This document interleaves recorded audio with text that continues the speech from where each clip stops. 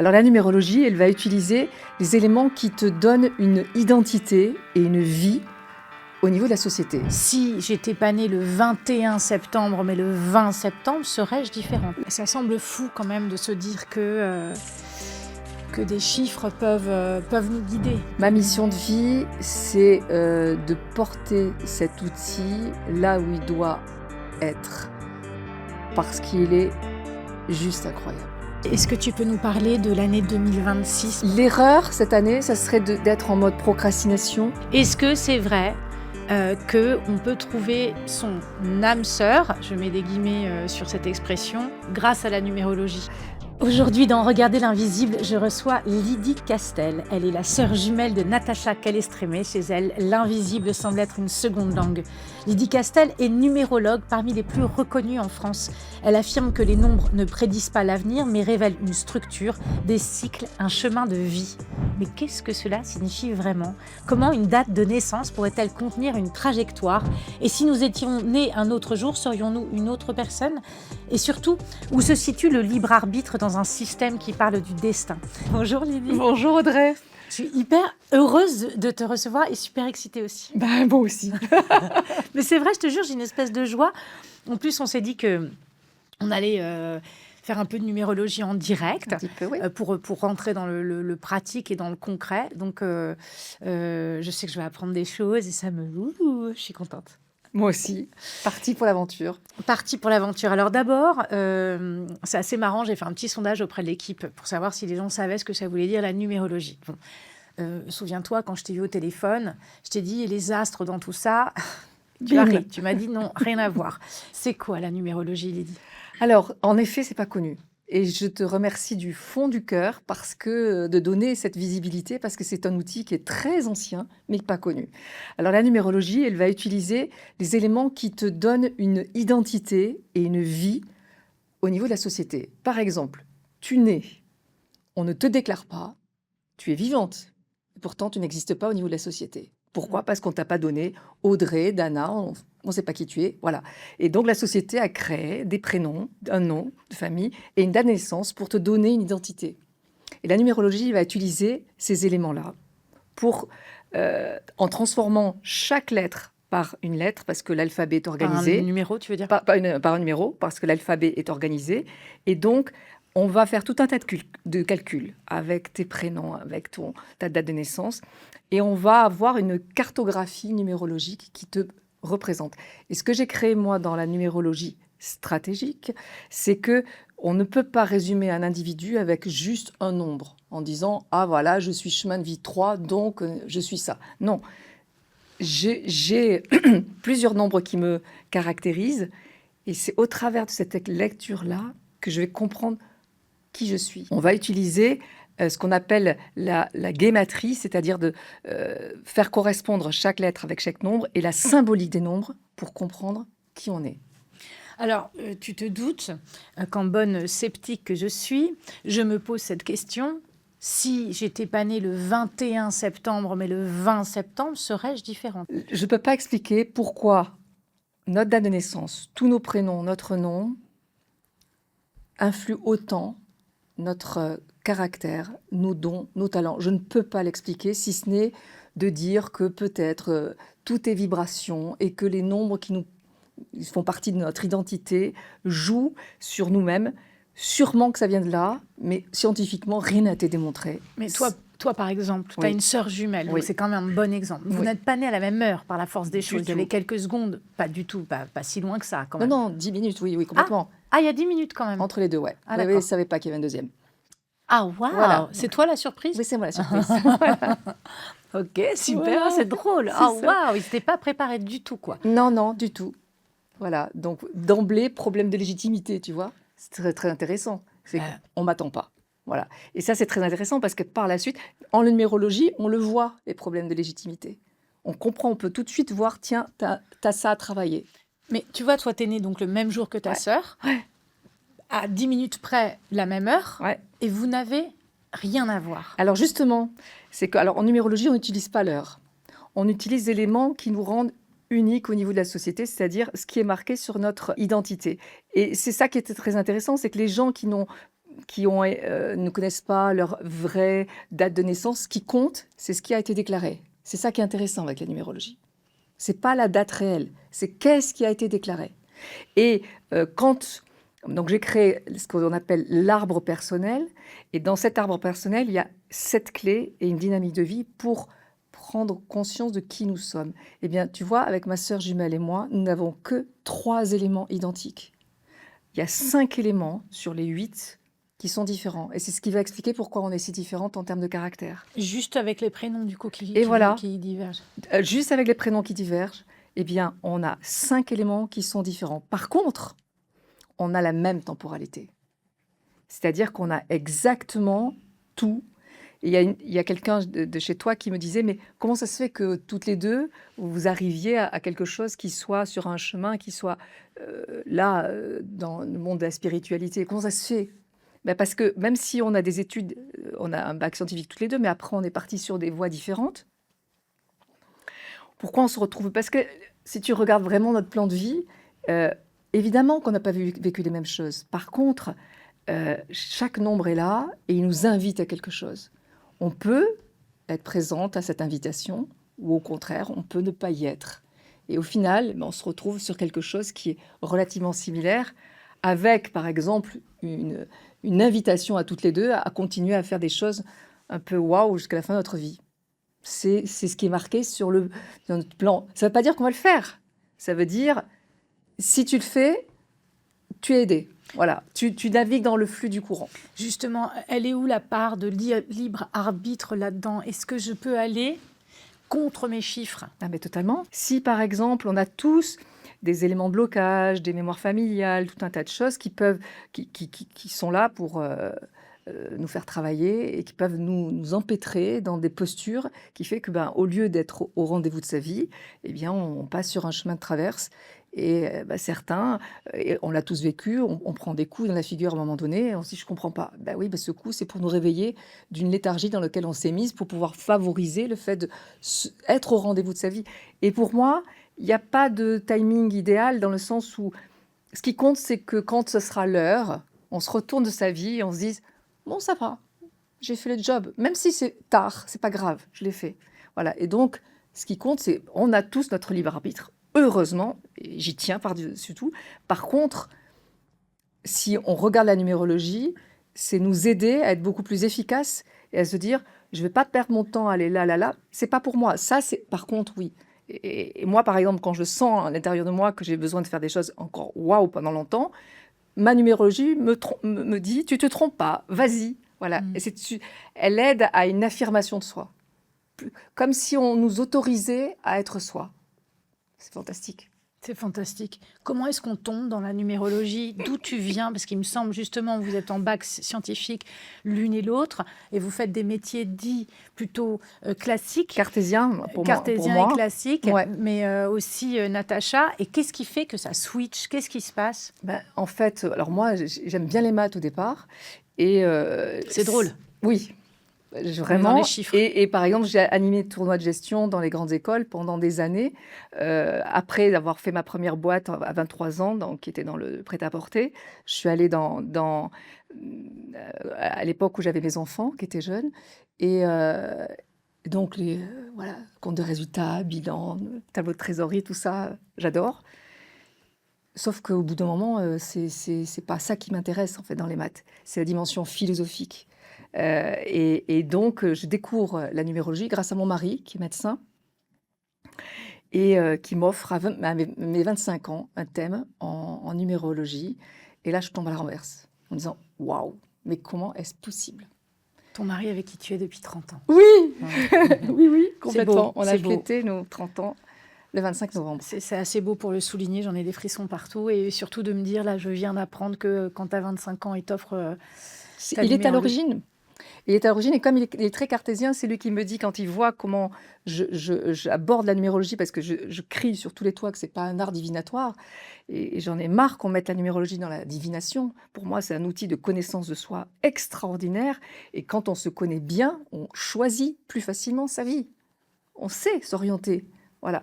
Et donc, c'est beaucoup, c'est déjà énorme, mais ce n'est pas plus que ça. Ce n'est pas un art divinatoire. Et lui, il m'a dit, comme ce monde est fermé, il faut absolument que tu lui donnes un terme qui rassure. Donc, numérologie stratégique.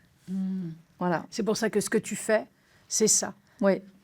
Et ça te permet, tu sens, en fait, d'appeler ça de la numérologie stratégique, que ça permet, en fait, à quel type de personnalité de tous les gens, de comprendre ce pourquoi ils sont faits, quels sont leurs dons, leurs talents, mais aussi quels sont leurs éléments de blocage, pour pouvoir se dire, en termes de stratégie, vers quoi je dois aller pour que je me sente alignée dans ma vie, que je me sente épanouie. Est-ce que faire ça m'aligne? Voilà. Et des fois, on est obligé de faire des choses qui nous désalignent pour comprendre comment être plus en phase avec soi-même. Si on peut d'emblée le savoir, c'est mieux. Mais avant de... Bon, il t'offre une numérologie, mais entre faire ta numérologie et virer numérologue stratégique, il y a quand même un monde. Et il s'est passé presque 20 ans. Voilà, j'ai créé notre boîte dans la décoration multisensorielle. Et puis, j'ai commencé à faire des thèmes en parallèle de mon activité. Et au bout de certaines expériences, et puis d'avoir aussi beaucoup travaillé dans le domaine, je voulais devenir numérologue, mais il y a une part de moi qui disait « Non, arrête, chef d'entreprise, numérologue, t'es nul, tu vas pas dire que t'es numérologue. » Donc, j'osais pas y aller. Voilà, j'avais peur de cette étiquette, vraiment. Mais je comprends parce que c'est un peu une forme de coming out, quoi. Oui, en quelque sorte. Voilà, oui, je suis numérologue. Oui. C'est aussi dire je crois à peut-être quelque chose de plus grand qui nous dépasse, parce que ça n'est pas un art divinatoire, mais tu as dit quand même tout à l'heure que toi et ta sœur, vous vous êtes retrouvés sur un chemin de spiritualité. Donc quand même, c'est lié à une forme de croyance, de foi peut-être même. Alors moi, derrière le mot spiritualité, qu'est-ce que j'y mets? J'y mets surtout pas la voyance. Et c'est vrai que ce mot est souvent mal compris. Pour moi, la spiritualité, c'est chercher le sens de toute chose. La numérologie permet de comprendre le sens de la vie de chacun. Donc, c'est un outil spirituel. Mais ce n'est pas un outil de voyance. C'est très clair. Ah oui. Et si, juste pour pousser un tout petit peu plus loin sur ce chemin de la spiritualité, donc c'est donner du sens, apporter du sens à ce qui nous arrive. Mais est-ce que toi, tu as un regard, par exemple, sur la conscience, sur la vie après la mort, parce que s'il y a bien un endroit où on peut parler de ces choses-là, c'est ici. Ah bah, évidemment que j'ai un regard, j'ai beaucoup travaillé, des années de questionnement. Et pour moi, alors j'ai un concept un peu particulier, si tu veux, je peux te le donner, Oui, mais je ne ça dis pas que c'est m'intéresse. la vérité. Hein. Bien Je sûr, dis que c'est ma le tien. vision des choses. Pour moi, on est fait de 3 éléments. D'un corps, d'un esprit. Cet esprit, il a un lien avec la famille, d'un héritage. Voilà. Si par exemple, dans ma famille, on n'est que des barbares, je risque d'avoir un esprit barbare. Je fais simple, hein. Voilà. Donc, il y a une histoire de gènes qui joue. Et il y a ce que j'appelle, moi, la dimension universelle. Donc, pour moi, on est fait de ces 3 éléments. D'un corps physique, d'un esprit qui a une part humaine et d'une dimension universelle. C'est quelque chose qui n'est pas humaine, qui est universelle. Pour moi, quand on meurt, le corps physique, il redevient poussière. L'esprit, il peut flotter en fonction de ce qu'on a fait comme travail. Voilà, il peut flotter plus ou moins, ou il peut s'évaporer. En tout cas, il y a une dimension pour moi qui peut être encore présente. Et il y a la dimension universelle qui repart dans la dimension universelle. Et moi, j'ai du mal à considérer qu'il y a un esprit universel, Lydie. Je trouve que c'est une vision très égotique de l'humain. Voilà. Je pense que en fait, il y a cette dimension universelle qui repart dans le tout et avoir, par exemple, conscience de certaines choses, etc., comme les médiums, les réalités, ils ont accès à cette dimension universelle parce qu'ils ont des dons particuliers et ils ont accès à une part de cette dimension universelle. Voilà. Quand on parle, par exemple, d'un enfant qui a 3 ans, qui parle comment dire, je sais pas moi, le sanskrit alors qu'il est français, il a accès à une dimension universelle. Voilà. Et moi, c'est comme ça que je vois les choses, parce que je trouve que l'être humain a tendance à trop être renvoyé à quelque chose qui est de l'ordre de l'ego. Voilà. C'est ma façon de voir. Je dis surtout que c'est pas du tout la vérité.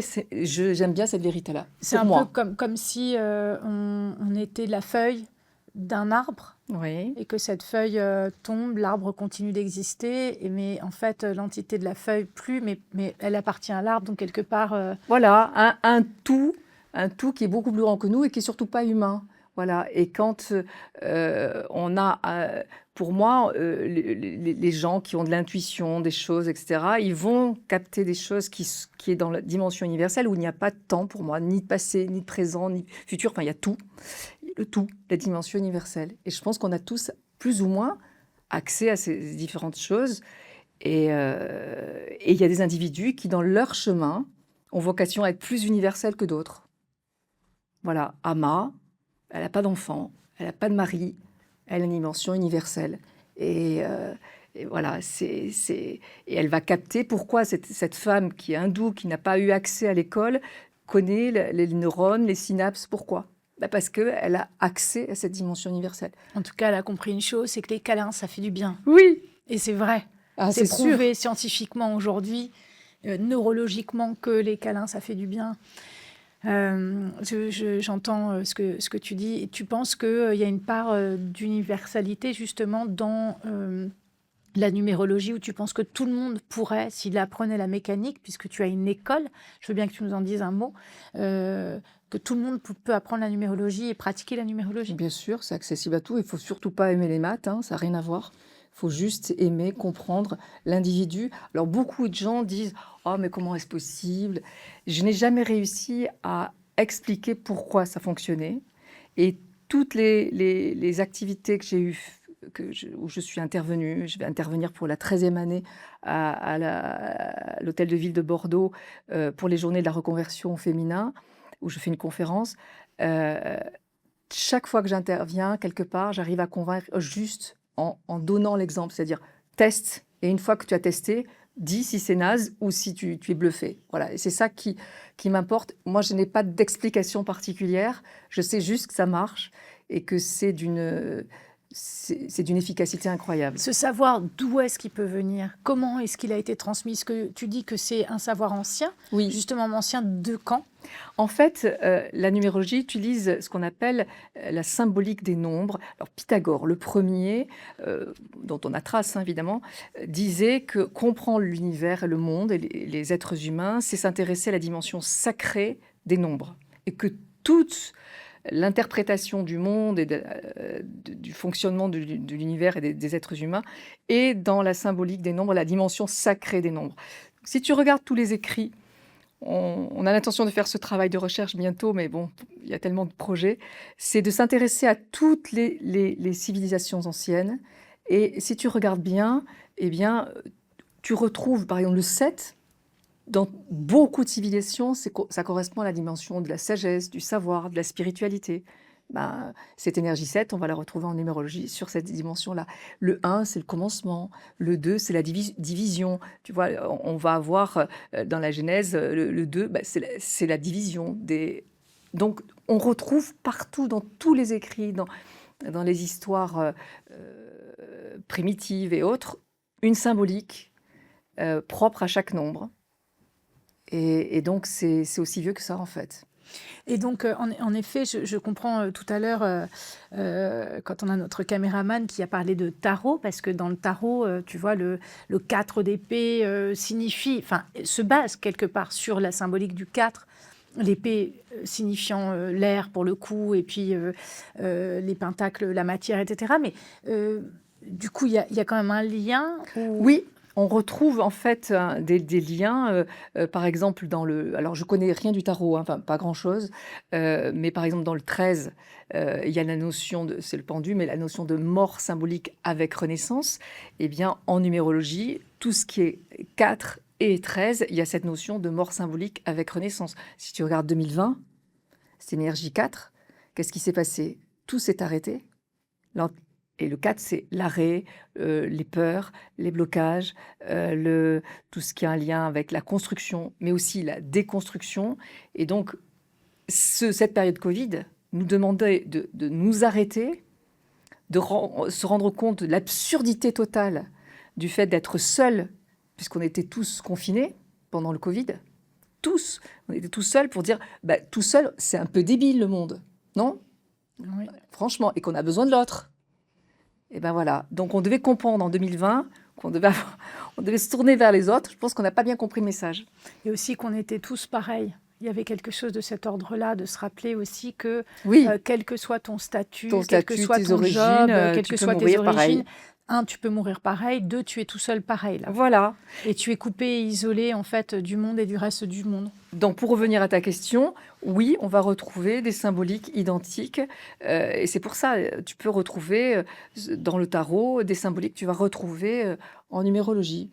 Tout se croise en fait.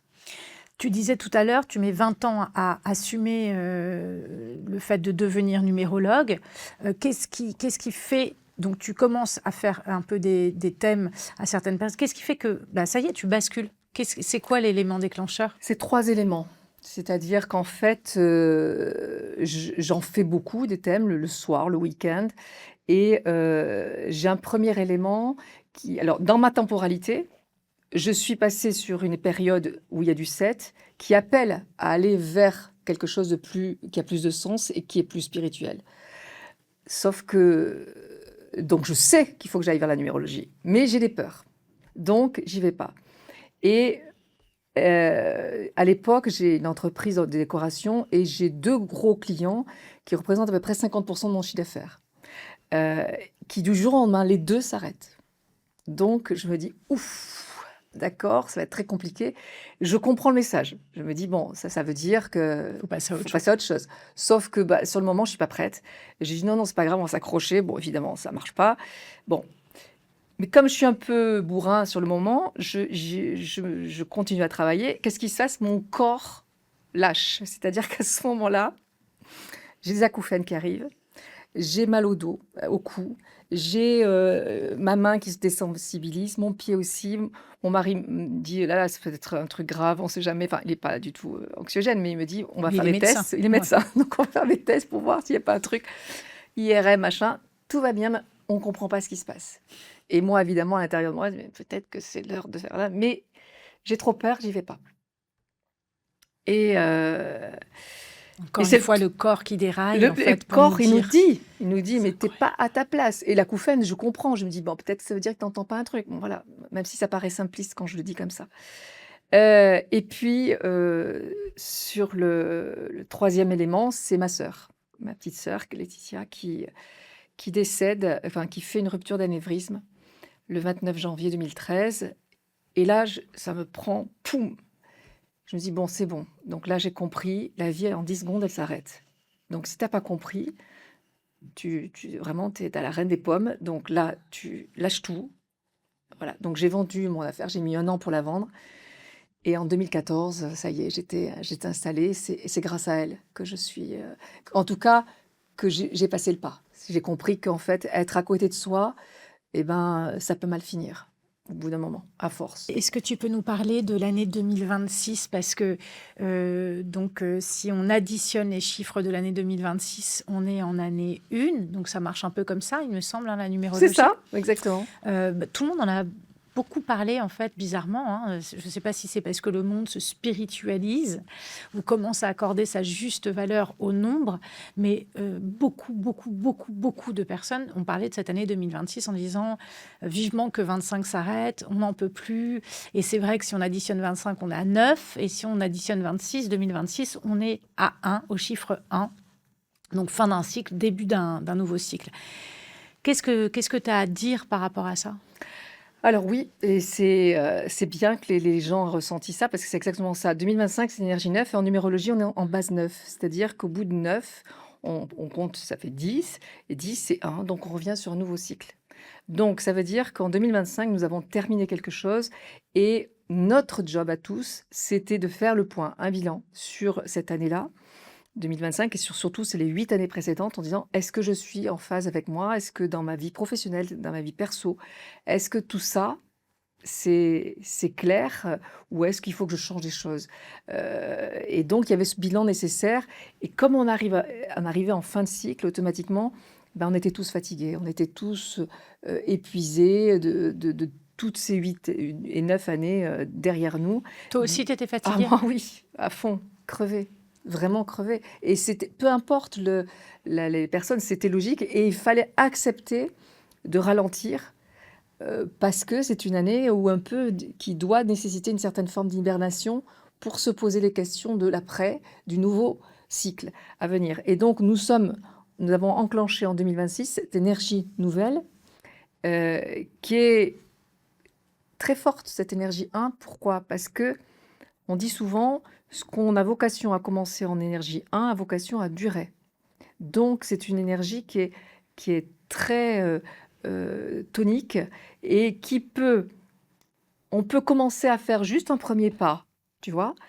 Même si les autres pas arrivent en 2027, 2028 et cetera, ce qui compte, c'est commencer le premier pas là, parce qu'il peut donner des suites géniales par la suite. Donc l'erreur cette année, ça serait d'être en mode procrastination ou d'être en mode attentisme, j'attends que ça vienne de l'extérieur. Non, il faut que ça vienne de nous. Il faut que Ça, c'est l'erreur à ne pas commettre en 2026. Tu as tout compris. Ok, il ne faut pas être en procrastination et attendre de l'extérieur. Il faut être proactif. Tu as tout compris. Il faut aller de l'avant, peu importe si ça marche pas, peu importe, c'est commencer les choses, être en mode vas-y, j'y vais. Et surtout qu'avec cette énergie 1, il y a des synchronicités positives qui peuvent s'enclencher juste après,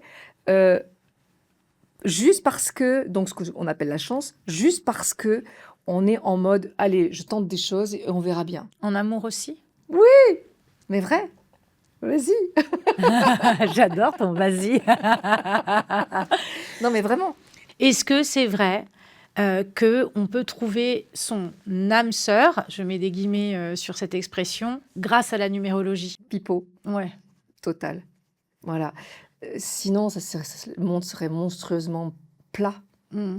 Heureusement qu'il y a de la magie, de l'alchimie, des choses qu'on ne peut pas contrôler. Heureusement. Non. Peut y avoir deux thèmes qui te semblent compatibles? Non. Moi, j'aime pas parler de compatibilité, encore une fois. Pourquoi? Parce que c'est exclure la magie humaine. Moi, je suis cheval de feu. Mon mari est cheval de bois. Un astrologue nous avait prédit qu'on n'était pas compatibles parce que le feu brûle le bois. Ça fait 30 ans qu'on est ensemble. Au secours. Arrêtons avec cette histoire de compatibilité. C'est pas vrai. On peut être fait d'éléments identiques et ne pas se supporter. On peut être fait d'éléments complètement différents et être ultra complémentaires. Il y a la magie de la vie, d'accord? Donc, faisons confiance à ce que l'on ressent. Et voilà, il y a la compatibilité, pour moi, elle naît, NAIT, de quoi? Du fait qu'on s'aime. Déjà, il faut qu'on s'aime pour être... on est d'accord. Donc, il faut qu'il y ait de l'amour. Mais surtout, il faut que l'autre comprenne les besoins fondamentaux de l'autre et les accepte. Et inversement, c'est-à-dire que si moi, j'ai besoin de sécurité et que mon mari m'apporte de l'insécurité, ça va pas bien se passer. Parce que mon besoin fondamental, c'est de me sentir en sécurité. Voilà. Par contre, il respecte ça. Il y a les ingrédients pour que ça marche. C'est tout. Voilà. Et donc, pour moi, la compatibilité, elle naît vraiment du fait du respect de l'autre, de l'un et de l'autre. Donc, il faut faire des thèmes couple pour comprendre de quel bois se chauffe ma moitié et que ma moitié comprenne de quel bois je me chauffe moi. Et si on comprend l'un l'autre, c'est ça qui donne la pérennité dans un couple, à condition qu'on s'aime, bien sûr. Mais par exemple, tu dis que tu as besoin de sécurité. En exemple, est-ce qu'il n'y a pas une part aussi de travail personnel à réaliser sur soi pour apaiser justement ces insécurités et ne pas faire porter à l'autre? Totalement, mais complètement. Ce qui compte, c'est de faire en sorte que chacun respecte l'autre et que sur des éléments qui pourraient être conflictuels, que chacun fasse un pas et comprenne l'autre. C'est-à-dire que si le besoin de sécurité, c'est je vais parler argent, ça sera plus simple. Mon minimum de sécurité, c'est 500 € par mois et que je demande, je veux que tu me donnes 4 000 € par mois. je ne suis pas cool, parce que mon minimum, c'est 500. Donc, ce qui compte, c'est d'être honnête avec soi et de dire, voilà, moi, j'ai besoin de ça, c'est mon minimum sur lequel moi, je ne peux pas. Bon, voilà, je suis trop coincée. Eh ben, donne-le-moi. Et puis, le reste, je vais essayer de travailler sur moi pour que ça avance, bien sûr. On est d'accord. Complètement. Ce qu'il faut, c'est que chacun fasse un effort de comprendre les besoins fondamentaux de chacun et de trouver un équilibre entre les deux. Et quand tu commences finalement la numérologie, comment ça se passe pour toi? Alors, tu as tout arrêté? Non, du jour au lendemain, j'ai vendu mon affaire et puis j'ai commencé. Et d'emblée, j'ai commencé à former tout de suite. Mais je n'étais pas en mode école, c'était moi qui formais au départ. Et puis, comme la numérologie stratégique, c'est souvent considéré pour certains, comme quelque chose qui est voilà, pas sérieux. Quand j'ai créé l'école, j'ai voulu en faire, j'ai demandé l'agrément au niveau de la DRITS, de la Direction régionale de l'économie, de l'emploi, du travail et des solidarités, l'agrément en tant qu'école de formation. Je l'ai eu, je suis la seule école ayant eu ça. Et j'ai surtout fait le parcours label Calliope, et je suis la seule école en numérologie à avoir ce label-là en direct. Tu peux nous dire ce que c'est que ce label, pour ceux qui ne savent pas? En fait, c'est un label qui est génial dans le sens où ça demande à tout organisme de formation d'avoir un grade de qualité suffisant pour répondre aux besoins d'un organisme de formation. Et il y a tout un tas d'institutions qui font passer l'agrément Calliope pour vérifier si c'était dans les clous. Voilà, donc ça garantit du sérieux, de la façon de fonctionner auprès des élèves. Et ça m'a fait énormément progresser. Donc on a fait un travail mais colossal pour pouvoir répondre aux critères. Tu as combien d'élèves aujourd'hui? Actuellement, j'ai 1100 élèves. C'est incroyable. Oui. Alors, je vais te poser une question qui fâche. Oui. Aujourd'hui, si tu mets ta date de naissance dans le chat GPT et que tu mets ton nom et ton prénom, ça te dit, je vais te donner ton thème de numérologie. Oui, bon. Voilà, justement. Parce que vraiment, ça m'intéresse d'avoir le point de vue de quelqu'un qui enseigne et pratique, en fait. À quel endroit tu dis que jamais l'IA ne pourra égaler le travail du numérologue? C'est impossible parce que le fait d'être en face à face, il y a un questionnement, il y a un regard, il y a un ton qui est utilisé qui va favoriser la prise de conscience. Moi, quand j'ai quelqu'un en face qui me dit, par exemple, qu'il y a du neuf, et qui me dit « Ah, mais moi, je ne pourrais jamais faire quelque chose qui a un lien avec les autres, je suis trop sensible, j'ai un cœur qui est… » Je leur dis « Non, vous vous trompez. C'est parce que vous ne faites pas ça que vous êtes trop sensible. C'est-à-dire que vous avez le neuf à un stock émotionnel permanent qui doit être utilisé, et quand il n'est pas utilisé, il déborde. D'où cette sensation d'être une éponge émotionnelle. Eh bien, si vous l'utilisez, vous verrez que ce stock émotionnel sera utilisé et ça ne débordera plus et vous serez moins éponge. Donc, au contraire, faites le contraire de ce que vous pensez. Mais ça, l'IA ne peut pas le sortir. C'est impossible. Et puis, de temps en temps, il faut dire les choses en mode « mais non ». Par exemple, il y a quelqu'un qui va avoir du 5 et qui va me dire « Ah ouais, mais comprenez, moi je m'éparpille dans tous les sens. » Mais c'est ça qu'il faut faire. Il faut s'éparpiller. Comment voulez-vous innover si vous ne vous éparpillez pas? L'éparpillement, c'est le terreau de l'innovation. Donc oui, il faut vous éparpiller, il faut le mettre en étendard, et il faut dire attention, je vais m'éparpiller et vous m'acceptez tel que je suis parce que c'est comme ça que je suis. Et ben, ce ton-là, pour réveiller la personne, l'IA, elle ne peut pas le donner. Donc, par exemple, la bonne métaphore, ce serait la différence entre aller voir un médecin qui va te dire ok, c'est ça que tu as, mais pour soigner ça, voilà ce que tu dois faire. Bien sûr. Ça, c'est ce qu'on va avoir avec quelqu'un qui est humain, alors que l'IA va seulement te donner, en fait, éventuellement, le nom de ta maladie. Tout à fait, surtout que si tu veux, l'IA, elle va… Je ne sais pas pourquoi j'ai utilisé cette métaphore pour les arts. Elle va se nourrir, l'IA, de l'existant. Et dans l'existant, en numérologie, il y a beaucoup, beaucoup de bêtises. Donc, ça ne peut pas être positif, tout ça. C'est-à-dire… Ah oui, c'est la base de l'IA, elle se sert de ce qui est stocké. Si le stockage est nul, elle va dire n'importe quoi. Voilà. Donc, elle peut dire n'importe quoi Elle peut dire aussi. franchement n'importe quoi. Elle peut te dire que le 5, ça signifie ça et ça, alors que pas du oui, tout, parce qu'en fait, elle a bien trouvé ça sûr. quelque part sur le net. Et Dan Millman, dans son livre Chemin de vie, il a marqué « C'est par la discipline que le 5 arrivera à trouver la liberté ». Au secours. Le mot discipline doit être exclu du 5.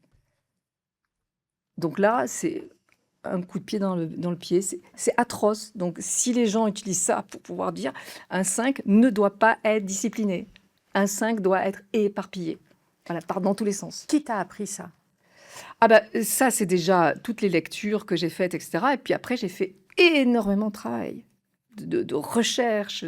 J'ai bossé, mais moi j'ai du 4 et du 22-4, je peux te dire, j'ai bossé comme une folle, à travailler dans ma mine, à bosser. Et quand je voyais mes cours qu'on m'avait donnés et que ça marchait pas, je me dis pourquoi ça marche pas? On vérifie, voilà. Et donc c'est le côté très très vérification sur de l'empirique. Et donc c'est ça qui est le plus beau, c'est de voir combien quand les gens on leur dit ça, ils s'illuminent. Waouh, mais c'est ça. C'est quoi la plus belle histoire qui te soit arrivée depuis que tu pratiques la numérologie? Parce que j'imagine en fait que tu guides à travers cet outil. Oui. Et que tu ramènes sur un chemin. J'ai 2 belles histoires qui sont totalement différentes. Et j'ai une personne, 26 ans dans un même métier. Je lui fais son thème. Et elle part, elle me dit, je vais tout arrêter. Parce que je sais que je vais faire autre chose. Et elle l'a fait. Et une autre qui m'a écrit il n'y a pas très longtemps et qui m'a dit, vous m'avez fait mon thème il y a 10 ans. Et si je suis au rendez-vous de ma vie aujourd'hui, c'est grâce à vous. Donc, c'est la même histoire, sauf qu'il y en a une qui a enclenché immédiatement et l'autre qui a mis 10 ans. Et moi, je me dis, mais peu importe le temps qu'on met, ce qui compte, c'est qu'à un moment donné, on soit au rendez-vous de son... Et cette notion de conscience, voilà, on peut ne pas avoir la conscience qu'on est totalement en déphasage avec sa vie tout de suite. On peut mettre du temps. Moi-même, je l'ai été. J'ai pas pris conscience que j'ai mis du temps. Voilà, alors que je savais. Il faut accepter que cette humilité de dire, voilà, je suis un petit humain qui a plein de faiblesses, et qui peut de temps en temps être à côté de sa vie. C'est pas grave. Ce qui compte à un moment donné, c'est ouvrir les yeux. Voilà. Et ça permet ça. Ça semble fou quand même de se dire que des chiffres peuvent nous guider. Alors, des numéros, ça semble fou. C'est fou. C'est fou et toi-même, tu n'es pas capable de l'expliquer. Je ne peux pas l'expliquer, si ce n'est éventuellement que quelqu'un fasse le cobaye, chère voilà. Audrey. Je suis tout à fait prête. Tu as vu comment on a fait une transition à deux en se dans la main. Alors, dans ces cas-là, il faut aller, je le dis à tous les auditeurs, pour faire votre arbre personnel, il faut aller sur le site de l'ICERN, icerns.com, et puis dans calcul et méthodologie, choisir arbre gratuit. C'est 100% gratuit. Il n'y a pas de récupération de mail, il n'y a rien. Tout est 100% généreux. Ok. D'accord. Et là, il faut rentrer tous les prénoms, la date de naissance, donc tous les prénoms qui sont sur l'état civil, ce qui est officiel, comme j'ai dit. Voilà. Okay. Et si j'étais adoptée et que je m'appelais Bérangère Duchemol et que je m'appelle maintenant Mathilde Dupont... C'est ce qui compte maintenant. Mathilde Dupont. Et donc, parce quand que c'est je officiel. me marie... Non, parce que il y a marqué les prénoms et le nom, épouse machin truc. Okay. Donc c'est autre chose. On prend la dimension... De toute façon, je suis divorcée. Très bien. Alors, du coup, il me faut tous tes prénoms. Donc, je m'appelle Audrey. Ok. Après. Deuxième prénom, c'est Statler. Prénom peu commun. En effet. Statler. De ma grand-mère Marie Statler. Ok. Bon. Audrey Statler. Et mon autre grand-mère Rachel, avec seulement un L. Ok. Rachel. Dana. D-A-N-A. Ok. Et tu as dit tout à l'heure 3 septembre. Non, 21 septembre. Ah, 21. 21 septembre. Tu vois, c'est rigolo parce que tu as dit 21, mais tout de suite, j'ai calculé 3. Ouais, t'as vu? C'est rigolo. Et septembre, donc 9, et 77, 1977. 77. Calculé. C'est parti. C'est rigolo. J'ai parlé du 3 et du 9. Bon, alors, donc, ton arbre personnel, je te le montre. Voilà. Alors, 9, 11, 2, 3, 3. Putain, il y en a plein. 3. Des 3, il y en a 6, plein. 8. Waouh. On va- Ok. Si tu veux, on va commencer par celui-là. Bah oui. Hein, puisqu'il est 3 fois dans ton arbre. Et donc, il a une sacrée place. Mm. Donc, le nombre 3, c'est la création, tu sais. Le 3e jour, Dieu créa le monde, le 3. Ça veut dire quoi? Ça veut dire que toutes les personnes qui ont du 3 ont un don pour créer. Toutes. Mais si tu regardes, tu prends le 1, qui est le symbole du père, le 2, qui est la mère. 1 plus 2 égale 3. Le 3, c'est aussi l'enfant. Ça veut dire quoi? Quoi qu'il arrive, même quand tu seras une vieille personne de 99 ans, il y aura toujours une petite fille à l'intérieur de toi qui veut s'amuser, en mode déconne. Je suis tellement d'accord avec ça. J'adore. Ça veut dire quoi? Ça veut dire que cette dimension de petite fille qui veut s'amuser, c'est pas quelque chose. Tout le monde aime s'amuser. Chez toi, c'est vital. Ça veut dire quoi? Comment un enfant s'amuse le plus? Bah parce qu'il y a les PlayStation, les billes, les poupées, la cabane de coussins, les BD. T'es d'accord? Dans la même pièce, Complètement. il y en a partout. Symboliquement parlant, ça veut dire quoi? Qu'il y a plein de jouets différents. Mm. Et donc, toi, de ton côté, il faut que pour t'amuser, que tu acceptes d'avoir plein de jouets différents. Donc, podcast, actrice, J'écris des romans. tu écris des romans, Je réalise. tu réalises. J'écris mes films. Et plus il y aura des jouets, Mm. plus tu vas t'éclater, plus il va y avoir. Et si on te rassure, ce que tu reproche de t'éparpiller, énorme erreur. Parce que, comme pour le 5 que tu as en dynamique de vie, plus tu vas t'éparpiller, plus tu vas être créatrice. Je l'ai pas le 5. Si tu Si, l'as en je dynamique l'ai. de vie. Mm. Tu l'as en dynamique de Ah vie. oui, d'accord. Voilà, c'est très fort. le Ah, 5. donc j'ai besoin de m'éparpiller. Oui. Ah, ça me rassure vachement. C'est Parce que tout le monde me dit, énorme. mais comment tu fais? Tu es partout. Cette année, je fais un roman photo, je fais un roman, j'écris 2 longs métrages, je vais les réaliser. Tu vois, et presque même jouer la comédie, c'est ce qui m'intéresse le moins, parce que je préfère, tu vois, ça me prend du temps, ça me bloque sur un truc, je fais qu'un truc, tu vois. Et voilà. puis, Et il faut pas. Et il faut que tu acceptes que dans la même journée, il y a tac, tac, tac, tac, et plein de choses différentes, et pas forcément que ça parte dans tous les sens, et que tu sois comme une gamine qui change de jouet. Ah, on va faire toboggan aujourd'hui. Waouh, trop bien. Et c'est ça qui compte. On va faire toboggan ce matin, et cet après-midi, on va faire autre chose Et encore. voilà, Ouais, ouais. exactement. Tu vois, l'école, c'était un supplice Mais pour oui. moi. Un supplice, un cauchemar.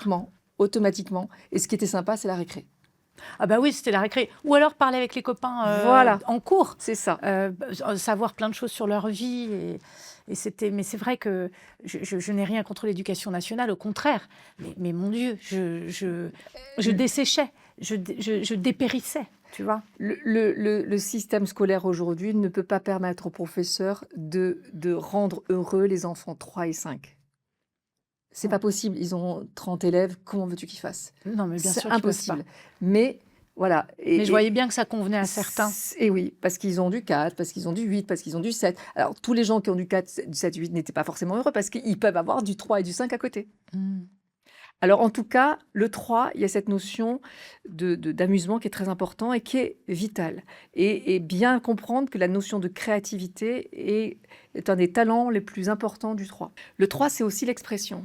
Et l'expression, elle doit se manifester sous plusieurs formes possibles. Ça peut être physique, parce que tu es danseuse, actrice. Ça peut être manuel. Je dis ça peut, hein, ça veut dire que tu dois toucher tout.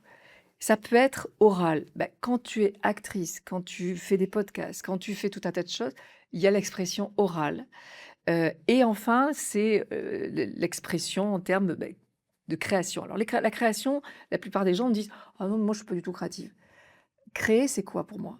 C'est rassembler deux choses qui n'ont pas été rassemblées, c'est-à-dire avoir la capacité de lier soit des gens entre eux, soit des concepts entre eux, qui n'ont pas été liés. C'est ça, pour moi, la dimension de créative. Donc, en tout cas, le 3, les deux plus grands dons qu'il a, c'est l'expression et la créativité en passant par le fun, l'amusement et la variété des actions. Dieu, moi, je sculpte, je dessine, Je fais du sport aussi, tu parles du corps. J'ai besoin d'avoir cet outil extrêmement aiguisé parce que j'aime être bien dans mon corps et pouvoir justement sauter partout. Et tu vois, là, je suis en train de me demander si je vais pas acheter un mini trampoline pour chez moi pour pouvoir sauter et aller chercher justement cette joie de gamine. Non, mais ça me rassure vachement. Conseil que j'ai à te donner, si tu as envie, fais-le.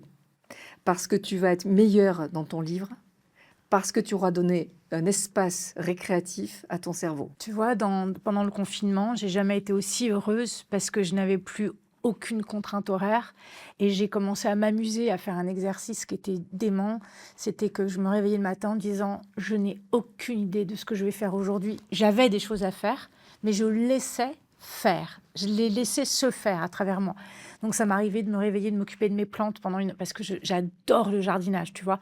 Manuel. Aussi, voilà, et de passer 1 heure ou 2 à m'occuper de mes plantes. Bizarrement, j'avais l'impression en fait que de m'occuper d'elles, c'était m'occuper de moi, que de nettoyer leurs feuilles pour qu'elles récupèrent bien leur photosynthèse, c'était m'occuper de moi.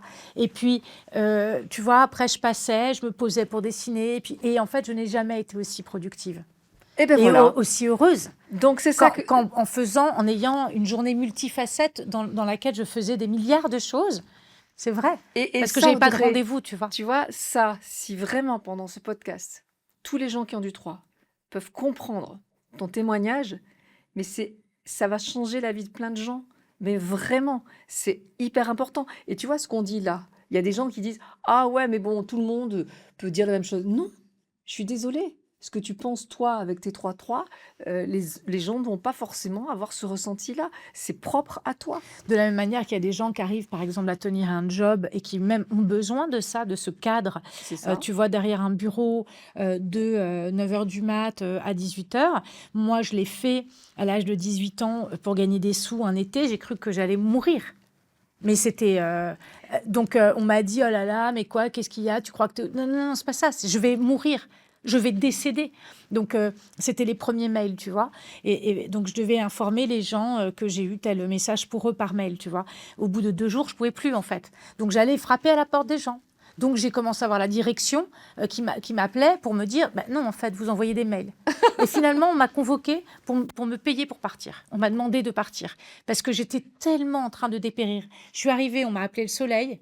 Et 1 semaine plus tard, les gens bifurquaient le comptoir pour m'éviter tellement j'étais dégageais comme quelque plante, chose. en train de crever. J'étais en train de Non, mourir. mais ce qui est très intéressant dans ce que tu dis, c'est que tu dis pas « Oh, je m'ennuyais sérieusement. » Tu as dit « J'étais en train de mourir, j'étais en train de crever, j'allais décéder. » C'est-à-dire juste des éléments vitaux. Et rappelle-toi ce que je t'ai dit au début, le 3, il a besoin de s'amuser, c'est vital. OK? Donc, tout le monde a besoin de s'amuser, mais de façon vitale, c'est le 3. Tu vois, et c'est marrant parce que je peux être assise derrière un bureau toute la journée à écrire. Et oui, parce que je suis dans l'imaginaire, je suis dans l'amusement. Parce que tu t'amuses dans ce que tu fais. Voilà, exactement. Et chacun n'a pas la même définition d'amusement. Bien sûr. Moi, tu me passes des tableaux Excel, je m'amuse. Ah ouais, pas moi. Et voilà. Voilà. Tu vois, on n'a pas forcément la même définition d'amusement. Passionnant. Je te parle des autres nombres? Ouais. Alors, j'ai parlé du 3. Après, je crois que tu as 9 et 11. C'est ça, voilà. Alors, le 11, on va parler de lui quand même parce qu'il est sacré puissant, c'est un maître nombre. Si tu veux, il existe des nombres 1, 2, 3, 4, 5, 6, 7, 8, 9. Et au-delà, 10, 1. Si on avait 12, 3. Voilà. Et il y a 3 nombres qu'on ne va pas réduire. 11, 22, 33. Ce sont des maîtres nombres et ils ont des dons supplémentaires. Alors on pourrait dire, oh, c'est super bien, etc. Sauf que ce n'est pas facile à porter. Pourquoi? Parce que on dit, plus on reçoit, plus il faut donner en contrepartie. Voilà. Et donc il y a une exigence supplémentaire avec le 11. Qu'est-ce que le 11 a plus que les autres? C'est le plus intuitif de tous les nombres, mais de très loin. Moi je dis souvent, c'est le plus sorcière bien-aimé de tous les nombres. Voilà. C'est-à-dire que s'il écoute son intuition, parce que c'est pas souvent, parce qu'il a des doutes à la hauteur de sa puissance. Et comme il est très puissant, il a des doutes. Donc pourquoi je vais écouter mon intuition alors que je pense que je ne vaux rien ou que je doute de moi? Donc, avec cette énergie 11, il y a une grande capacité intuitive, mais vraiment des antennes juste incroyables, si tant est qu'on écoute. Et puis, il y a aussi beaucoup plus d'énergie que la moyenne quand on est la version fluide. Il y a des gens qui ont du 11 et qui ne sont pas du tout dans la version fluide et qui doutent beaucoup d'eux et qui sont aura de l'énergie. Alors, avec ce métronome, on t'a donné un peu plus que les autres. Et je t'ai dit tout à l'heure, le 11, c'est l'énergie 1 et 1, ça fait 2. Le 2, c'est le symbole de la maman. Qu'est-ce que c'est qu'une maman? Une maman, elle a vocation à accompagner, faire grandir. Ça veut dire que les 11 ont vocation à accompagner, à faire grandir. Ils peuvent faire grandir les gens, mais ça peut être la société, ça peut être Les plantes. les idées, ça peut être les plantes, ça peut être les entreprises.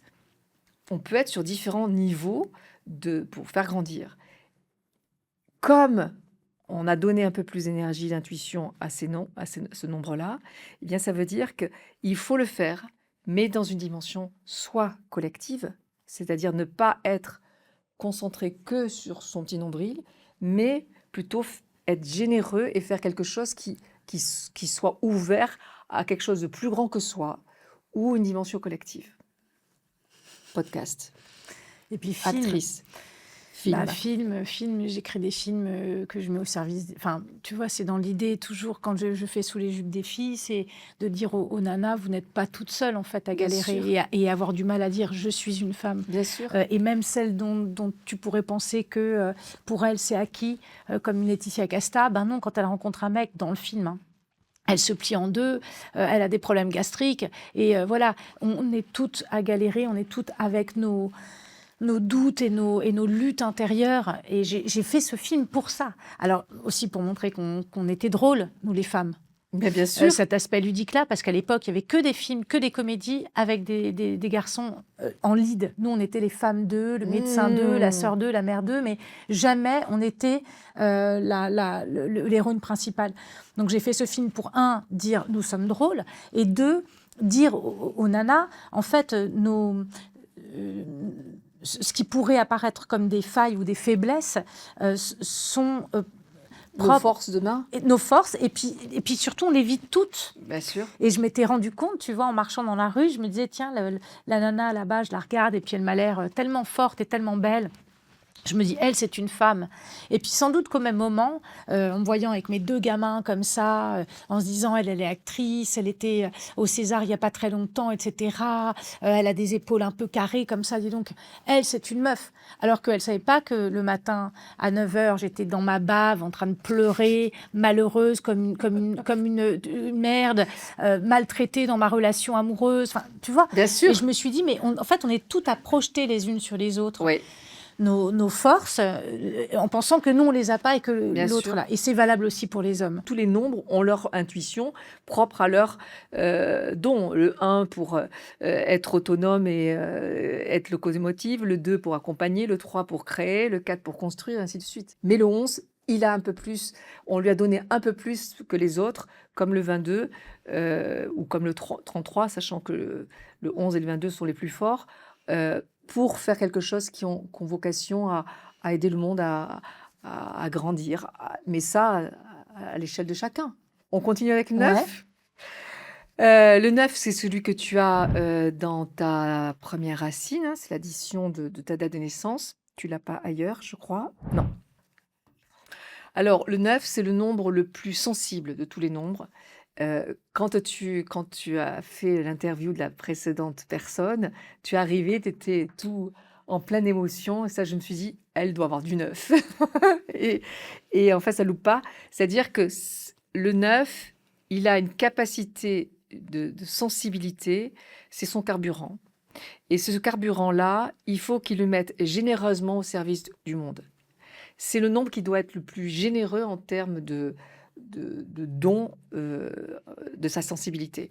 Et cette capacité émotionnelle, il faut en faire quelque chose et le mettre dans un des domaines suivants. Ça peut être le côté artistique, ça peut être le côté public, ça peut être le côté international, ça peut être le côté humain, la psychologie. Tu vois que tu coches beaucoup de cases là déjà. Ça peut être le côté ésotérisme, s'ouvrir à la dimension étrange du monde.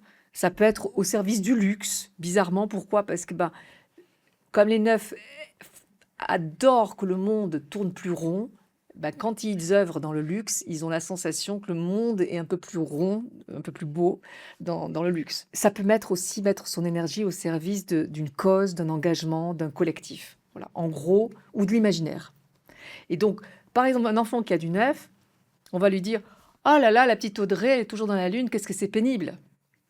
Ah non, elle a une capacité, une sensibilité à partir, à comprendre, à faire en sorte que le monde soit plus beau, et donc son imaginaire part, etc. Et donc ce qu'il faut lui dire, c'est invente-nous une histoire. Et là, du coup, il va exploser sa capacité, là, et il sera heureux, tu vois.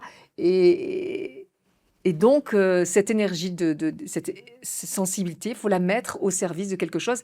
Et comme le neuf est très généreux, il adore avoir de la reconnaissance. Et cette reconnaissance est très importante, comprendre qu'elle est fonction de toute l'énergie qu'on y met. C'est-à-dire, plus on va être généreux dans ce qu'on donne, plus la reconnaissance sera présente. Passionnant. Oh, c'est choquant. C'est choquant, parce qu'en fait, on ne se connaît pas. Et non. Et tu es en train de parler de moi. L'aspect artistique, tout ça, il n'y a pas de public. Voilà. Mais ma grande mission de vie, ce que je souhaite par-dessus tout, c'est planter des arbres. Tu vois, c'est ça que je veux faire. Et c'est pas par hasard que l'arbre est partout. J'aimerais bâtir une vie qui me permette de faire planter des milliards d'arbres. Voilà. Waouh! C'est pas des millions, je voudrais au moins 1 milliard, tu vois. Je voudrais m'éteindre en me disant, parce que c'est utile, parce que ça nettoie les sols, ça nettoie l'air, parce que c'est une des manières qu'on a de nettoyer l'air industriel et tout ce qu'on laisse à nos gamins, et que je ne sais pas ne pas me sentir concernée par ces sujets et par cette planète qu'on laisse à nos enfants. Donc je me dis, voilà, la solution, c'est de créer, de mettre en œuvre. Et je vais même jusqu'à, tu vois, ma grande envie, c'est de créer une boîte de production éthique où on plafonne l'enrichissement, et à partir d'un certain plafond où tout le monde a été salarié, tout va à la terre. Magnifique. Tu vois ? Et tu vois, ce que tu dis, que je trouvais vraiment magnifique, Elvis Presley. Son triomphe fondamental, c'était 9, première racine, 9, deuxième racine, tronc, 9, Wow. dynamique de vie, 9. Wow. Alors, il avait un côté public. Quand il chantait son émotion, on la voyait à travers, peu importe, c'était fou, quoi. Il était international. Par contre, un homme connu mondialement comme ça, est-ce que tu crois pas que s'il est porte-voix pour une cause, il ne fait pas un truc de dingue? Bah si. Tu vois, par exemple, il dit juste je vais créer une ONG et je demande à tous mes fans de mettre $1 dans son Même ONG. 50 cents. Voilà, $1. Bon, il a, je sais pas, Des millions de des fans. millions, Ouais. 60 millions de fans. Il y a 60 millions dans son ONG. Ils peuvent faire quelque chose. Eh bien, pour moi, tu vois, il illustre vraiment un œuf qui n'a pas été suffisamment nourri avec tous les neufs qu'il a. Pourquoi ? Il finit par être addict à l'alcool et aux médicaments parce que son stock émotionnel est tellement puissant qu'il ne peut pas tout utiliser, et ça le pollue tellement qu'il s'abrutit dans l'alcool et les médicaments pour survivre, Pour tenir. pour tenir. Et donc, les neufs qui ont, je vous le dis, qui ont la sensation d'être éponges, voilà, faites quelque chose de l'engagement, faites quelque chose même si c'est pour envoyer, je sais pas moi, 20 € à une petite fille en Afrique, n'importe quoi, qui a besoin pour s'acheter des affaires scolaires. Rien que se sentir utile dans quelque chose comme ça et y mettre son cœur, ça aide aux neufs de sentir que voilà, ils ont fait quelque chose de bien, et automatiquement ça va mieux.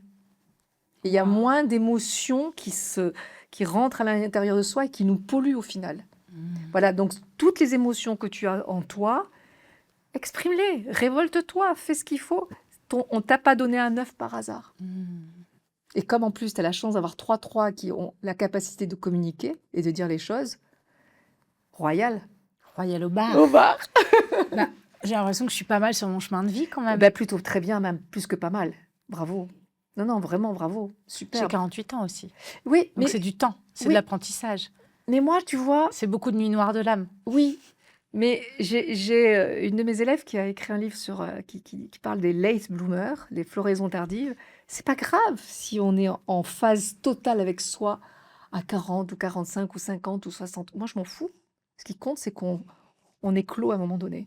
C'est ça qui compte. Il n'y a c'est jamais trop tard, en fait. C'est passionnant. C'est passionnant. T'as fini avec les chiffres? Oui, hein. après, je peux continuer, mais Mais il va falloir bah ouais, en fait, est-ce que je peux te dire un truc par rapport à un nombre que tu aurais? Je peux parler du 8 si tu veux, qui a en besoin de réalisation, c'est l'architecte. C'est quand même intéressant parce que c'est un des nombres qui a le plus d'énergie à sa disposition, nombre simple en tout cas. Et la notion du sport ou de la canalisation, c'est-à-dire le côté zen, c'est l'un ou l'autre, ou les deux, mais c'est nécessaire parce que le 8, il peut être dragon. Je sais pas, ça te parle ou pas? Ah bah dragon, ça parlerait à mes enfants. C'est-à-dire, je m'énerve pas souvent, mais quand je m'énerve, c'est Voilà. comme ça qu'on m'appelle en fait. C'est ça. Mais même si ça m'arrive vraiment, je crois, Pas souvent. non, vraiment presque plus. Mm. Je touche du bois parce que la dernière fois que j'ai dit à mon fils, t'as vu, ça fait au moins 2 ou 3 ans que maman ne s'est pas transformée en dragon. Et ben évidemment Ça a loupé. que le lendemain, ça n'a pas loupé. D'accord. Et j'ai eu un truc qui m'a mise hors de moi. Voilà. Donc, mais donc le 8... Alors, en fait, pourquoi il peut avoir ce côté dragon? Parce que le 8, c'est le nombre qui a le plus de difficultés avec sa place et qui a une capacité de vision architecte, de vision globale géniale. Voilà, ce qu'on appelle la vision systémique des choses. Il voit les choses, le système dans son ensemble. Donc, il est très, très doué pour ça. C'est pour ça qu'on l'appelle l'architecte, parce qu'il dit, bon, on va mettre la fenêtre là, les portes, etc. Donc, il voit les choses. Donc, réalisation, peut-être tout à fait un métier 8. Sauf que pour pouvoir construire et avoir la vision globale, il faut qu'il soit fort. Et pour qu'il soit fort, eh bien, il faut qu'il ait vécu des choses qui l'aient endurci. Donc, c'est un nombre qui va vivre des injustices, de la frustration, de la colère, des choses vraiment difficiles et souvent violentes. Et du coup, ça me parle. ça te parle. Et j'ai pas compris en les vivant. Parce que j'ai une telle joie et un tel Ouais. enfant intérieur. Je sais que vraiment, j'ai vécu des trucs où je me disais, mais ça ne peut pas être en train de m'arriver, c'est pas possible. Ouais. C'est tellement pas moi. C'est Et tellement pas moi. Alors, Je suis ludique, je suis joyeuse, j'ai envie que les choses elles soient rondes et douces et fun. Comment c'est possible que je sois en train de vivre ce que je suis en train de vivre? Alors le 8, en fait, c'est le nombre le plus résilient de tous les nombres, c'est-à-dire qu'en fait, il a vocation à vivre des choses plus ou moins dures parce que c'est par cette dureté qu'il va, comment dire, avoir la peau tannée, la peau solidifiée, et du coup, il va pouvoir aider les autres davantage. Voilà, c'est comme un parcours initiatique, en fait. C'est la conclusion un peu à laquelle je suis arrivée, tu vois. Et voilà. De me dire, ok, j'ai eu besoin de vivre ça aussi pour mieux comprendre l'humain. Exactement. Parce que j'étais un peu dans le monde des bisounours. Et voilà. Et là, quelque part, je comprends. Je dis non, l'humain est complexe. L'humain peut... Ce que je vois aussi d'où ça vient, d'où ça naît. J'en veux à personne, moi, qui a pu me faire vivre des choses difficiles. J'en veux à personne. Je comprends, en fait, que tout n'est pas aussi simple que ce que je voulais bien croire. On appelle les 8, alors les 8, ils ont vocation à être soit dans la matière, c'est-à-dire construire des choses solides. Voilà, quand tu construis, tu fais un film, tu es dans la matière, c'est normal. Mais on peut être 8 du haut, il y a 8 du bas, matière, et 8 du haut, c'est-à-dire 8 de l'être, et qui a vocation à construire aussi les mentalités, aider l'être humain à se construire, etc. Et on peut vraiment aider l'être humain que quand on a vécu des choses initiatiques et qui nous ont permis d'acquérir des outils pour aider. On l'appelle le 8 du haut le guérisseur de l'âme. C'est pas un hasard, c'est que il va pouvoir davantage aider l'autre parce qu'il aura vécu différentes étapes et que, fort de son expérience, il va donner des clés pour aider l'autre à... Voilà. Mais il sera obligé d'être passé par ça au départ pour aider mieux demain. Voilà. Bah, c'est fou, c'est ce que je me disais. Alors, c'est drôle, bon, on arrive à la fin de l'émission, il me reste 2-3 questions que je vais absolument te poser. C'est drôle parce que, tu vois, j'ai un sentiment de me dire: «Mais mon Dieu, cette émission, elle est pour les gens» et là, on vient de me faire mon thème à moi. Mais en fait, je comprends que de faire ça en direct, ça permet aux gens de voir, en fait, à quel point la numérologie peut être un outil parce que tu m'as retiré des kilotonnes, en fait, de doute, en Et fait. voilà. Tu m'as clarifié dans plein de choses. Tu vois, cette histoire du 8, je la pressentais. Ben là, je me dis, OK, je l'ai. Cette histoire d'être, tu vois, Éparpillé. éparpillée, ben, je me dis, OK, c'est vraiment ce qui me définit et c'est comme ça que moi, je fonctionne. Cette histoire du 9 aussi par rapport à, on va dire, la direction de vie et l'ouverture au monde, etc. Donc, ça permet quand même aux gens qui nous écoutent de comprendre que cet exercice peut rassurer, apaiser et guider Oui, aussi. et puis tu as très bien résumé, mais si tu veux, toi, on voit que tu es aligné avec les nombres, mais ce qui est d'autant plus beau et nécessaire, c'est que les jeunes ou les gens un peu plus âgés, ou même carrément beaucoup plus âgés, n'ont peut-être pas été encore au rendez-vous de leur vie. C'est de leur dire, au fond de vous, vous savez ce que vous avez envie de faire, mais vous n'y croyez pas. Ben, faire son thème en numérologie, c'est avoir l'autorisation par des nombres. C'est pas alors je vois que non, c'est t'as du 3, t'as du 9, t'as du 11. Et ben voilà. Et il y a des preuves. Et par ces preuves-là, c'est s'autoriser à être soi. Ben, on sent chez toi que déjà, tu es une femme épanouie, que grâce à tout ce que tu as vécu, tu as compris plein de choses, mais tu t'autorises définitivement et tu vas arrêter de t'excuser d'être toi. Et c'est ça qui compte. C'est la première chose que j'ai dite en arrivant chez un psy, chez le premier psy.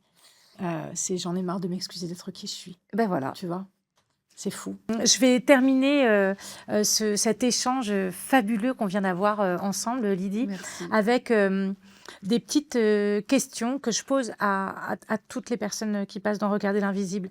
La première, c'est quelle est la chose la plus incroyable qui te soit arrivée?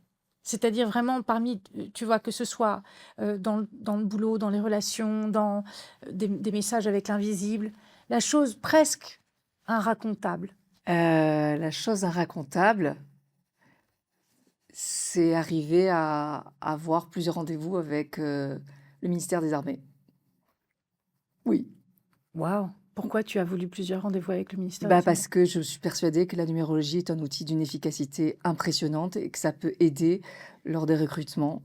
Et j'ai déjà eu plusieurs rendez-vous avec le ministère des Armées. Voilà. Et je suis sur un projet RH important qui va utiliser l'intelligence artificielle, mais sur lequel je travaille depuis très longtemps et qui n'a rien à voir avec, qui est une pré-étape avec au thème. Voilà.